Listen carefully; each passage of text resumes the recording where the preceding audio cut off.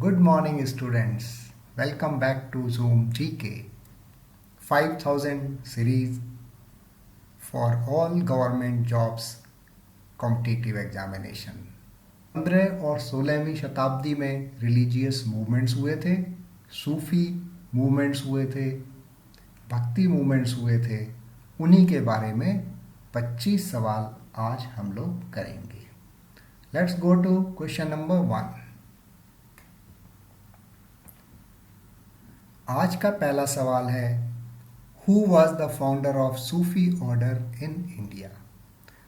सूफी order की स्थापना किसने भारत में की थी? So founder of Sufi order,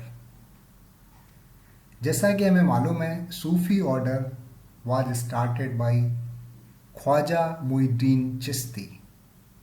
Khwaja Muinuddin Chishti was the founder of Sufi order in India. Chishti order was founded by Abu Ishaq Sami in Chist. तो चिस्त नामक स्थान जो कि अफगानिस्तान में है, वहाँ पर सूफी ऑर्डर की स्थापना हुई थी. वहाँ से भारत में ख्वाजा मुइनुद्दीन चिश्ती उसको लेके आए थे और उन्होंने भारत में इसकी स्थापना की थी. Muinuddin Chishti established the order in India in the city of Ajmer. उन्होंने अजमेर में शुरू किया था. अजमेर आने से पहले ख्वाजा मुइनुद्दीन चिश्ती, जो इसका आंसर है, अजमेर आने से पहले ख्वाजा मुइनुद्दीन चिश्ती लाहौर में रहे थे. लाहौर के बाद दिल्ली गए. उसके बाद उन्होंने अजमेर में इसकी शुरुआत की थी.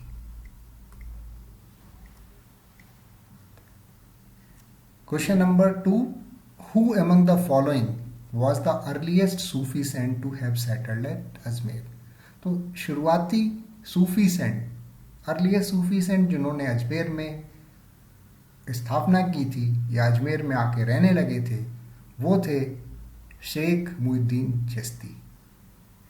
चिश्ती, उन्होंने ही जो है चिश्ती ऑर्डर की भी स्थापना इंडिया में की थी. Question number 3, whose disciple was Khwaja Muinuddin Chishti? सो ख्वाजा मुइनुद्दीन चिश्ती किसके चेला थे? ख्वाजा मुइनुद्दीन चिश्ती के गुरु कौन थे? ख्वाजा मुइनुद्दीन चिश्ती के गुरु थे ख्वाजा उस्मान हारूनी. सो Khwaja Usman Harooni was the teacher of Khwaja Muinuddin Chishti. Which sects of Sufis adopted yoga? So as we know that some sects of Sufis, they adopted some of the things which were prevalent in India, and that was yoga which was adopted by some of the Sufi sect, and Chishti sect or Chishtiya sect that adopted yoga. तो Chishtiya order ने योग को अपने भीतर ले लिया था. तो जो सूफी संत थे वो योग भी करते थे. Who among the following was given the title of शेखुल हिंद? शेखुल हिंद का टाइटल किसको मिला था? This title was given to Khwaja Muinuddin Chishti. Khwaja Muinuddin Chishti Chishti order के फाउंडर थे और उन्हें काफी सम्मान प्राप्त था. Question number 6, which one of the following Sufi saints of Chishtiya order was called Chirag-e-Dehlvi? As we know that Sufi order was found by Khwaja Muinuddin Chishti, but after that there were many Sufi saints in Chishtiya order. Chirag-e-Dehlvi कहा जाता है शेख नसरुद्दीन को. So Chirag-e-Dehlvi, Sheikh Nasruddin was known as Chirag-e-Dehlvi. So Sheikh Nasruddin, Sufi saint of Chishtiya order, was called the Chirag-e-Dehlvi. He was a disciple of Hazrat Nizamuddin Auliya and later he became his successor. So Nizamuddin Auliya के निजामुद्दीन औलिया थे और इसके बाद Sheikh Nasruddin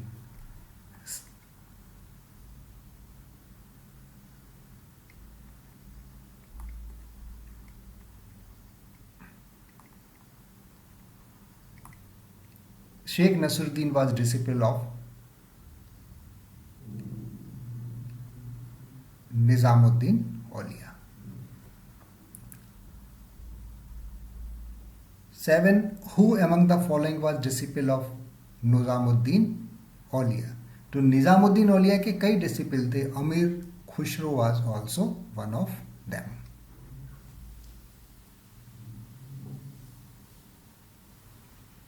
So Amir Khusro was living during the time of Nizamuddin Aulia.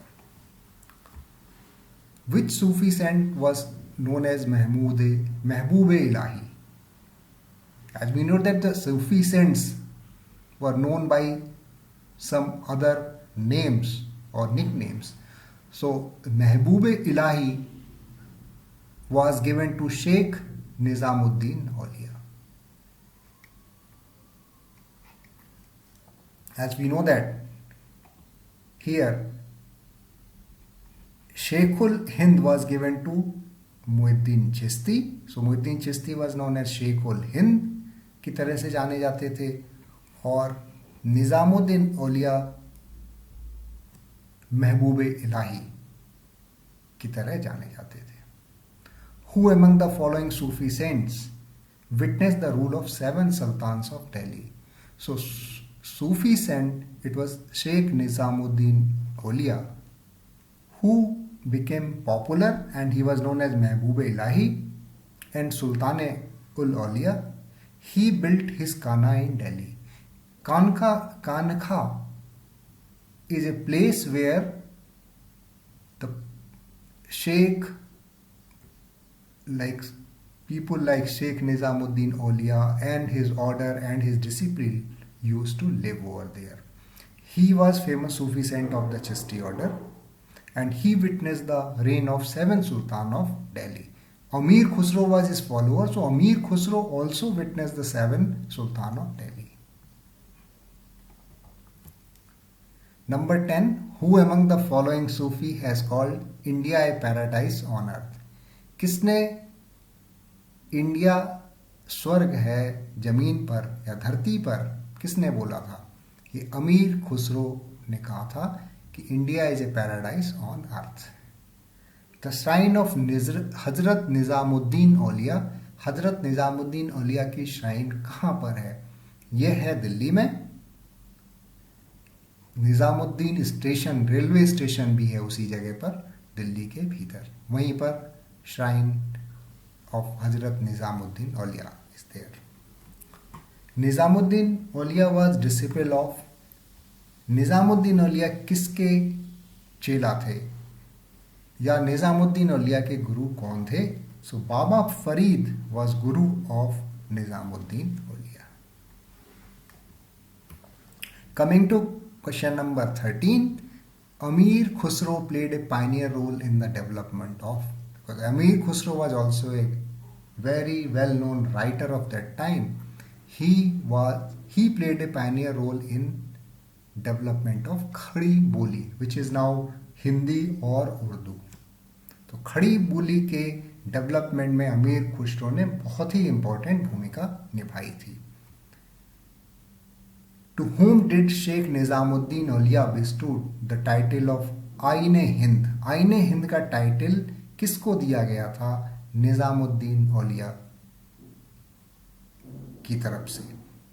आईना का मतलब होता है मिरर. आईना means mirror. Hind means India, so mirror of India. This title was given to Sheikh Sirajuddin Usmani. So as we know that two important Chishti gurus were Sheikh Nizamuddin Aulia and Khwaja Muhyiddin Chishti. So Khwaja Muhyiddin Chishti started, and after that Sheikh Nizamuddin Aulia was also there. What was Khanqah? Khanqah किसको कहते हैं? ये the place where Sufi mystics lived.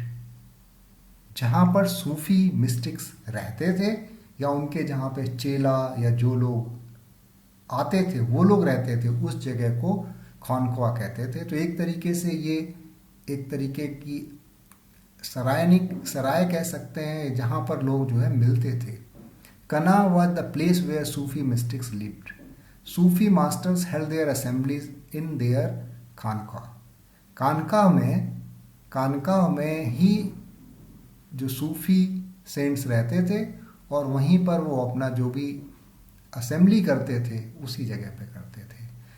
तो उनके devotees खानख्वा में आते थे, चाहे वो आम आदमी हो including member of royalty and nobility और ऑर्डिनरी पीपल, चाहे वो राजा हो, बादशाह हो या आम आदमी हो, उनको खानख्वा में ही आना पड़ता था अगर किसी ख्वाजा या किसी सेंट से दुआएं लेनी है तो। So it's the place where Sufi mystics lived.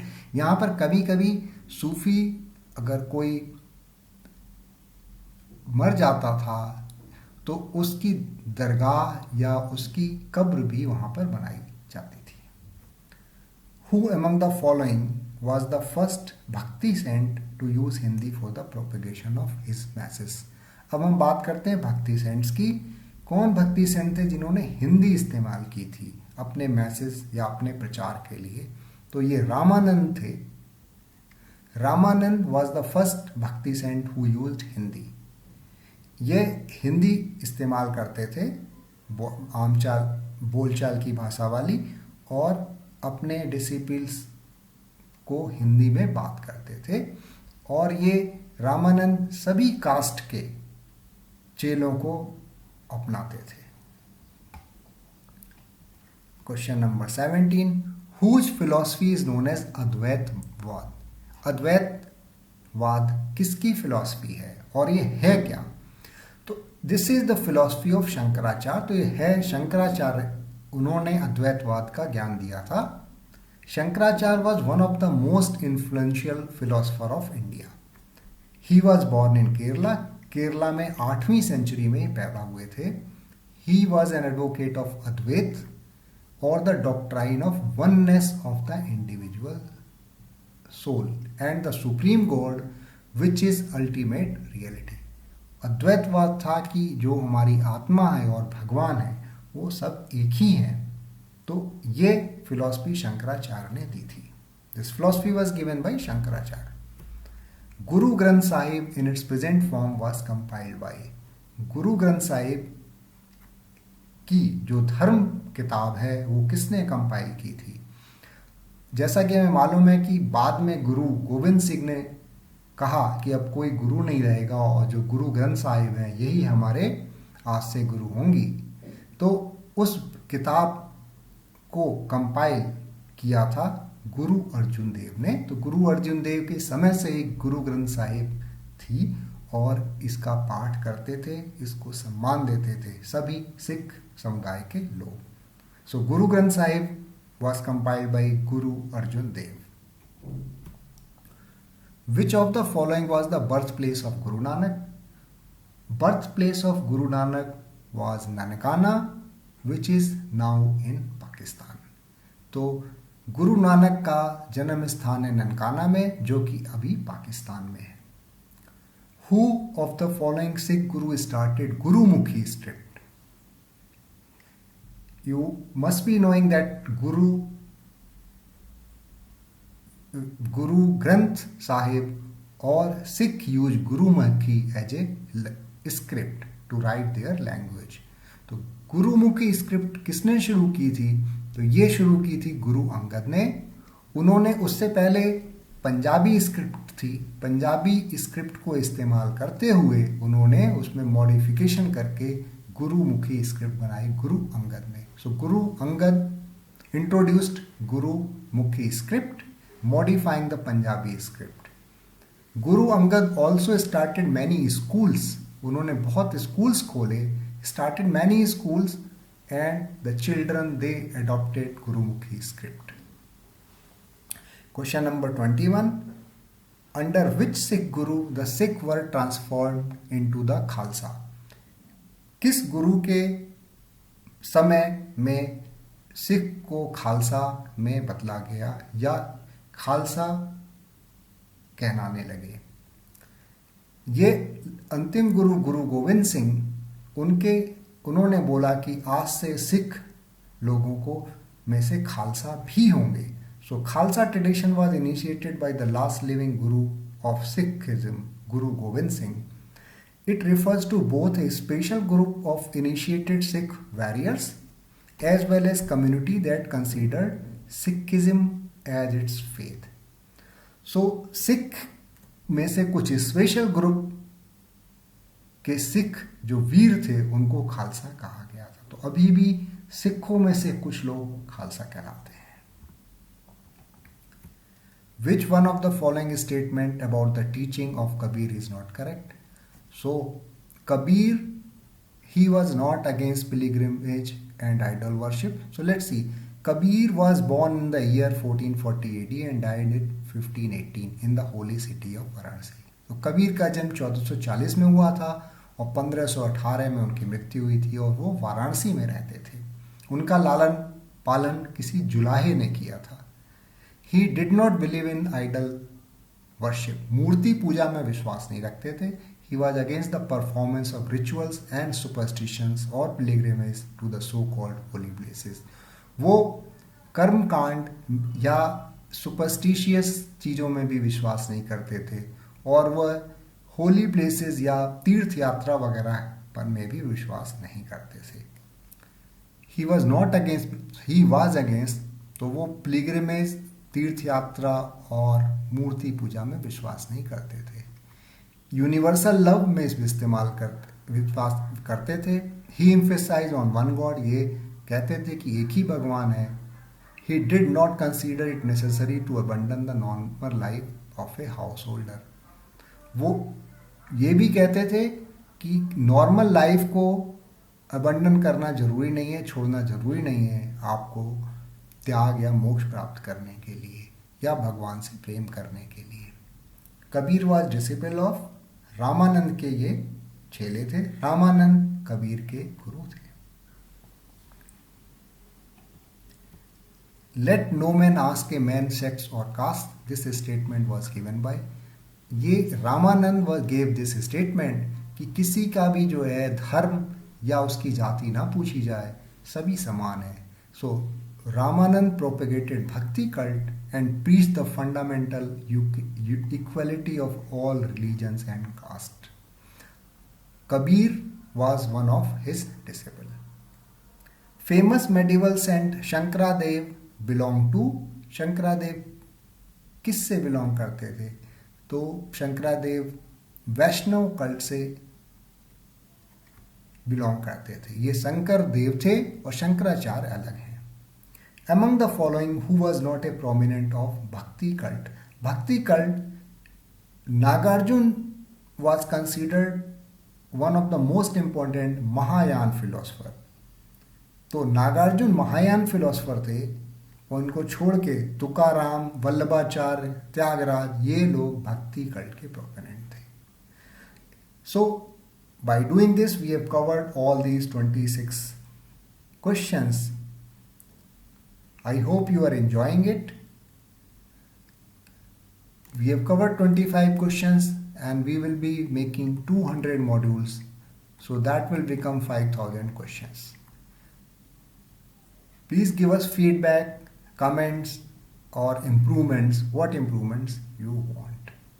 So in these 5,000 questions we will be covering history, geography, polity, economy, physics, chemistry, bio, EVS and miscellaneous. आप अपना फीडबैक दीजिएगा, कमेंट दीजिएगा, कोई इम्प्रूवमेंट आपको चाहिए वो बताइएगा. हम सब कुछ इसमें कवर करेंगे और इसमें से आपके एग्ज़ाम्स में जो गवर्नमेंट एग्ज़ाम्स, कॉम्पिटिटिव एग्ज़ाम्स होते हैं जॉब्स के लिए, उसमें से काफ़ी सवाल इसमें से आएंगे और उसकी तैयारी आप इसको पढ़कर कर सकते हैं. बहुत बहुत धन्यवाद. सब्सक्राइब करें और अपने सभी दोस्तों को शेयर भी करें. Thank you.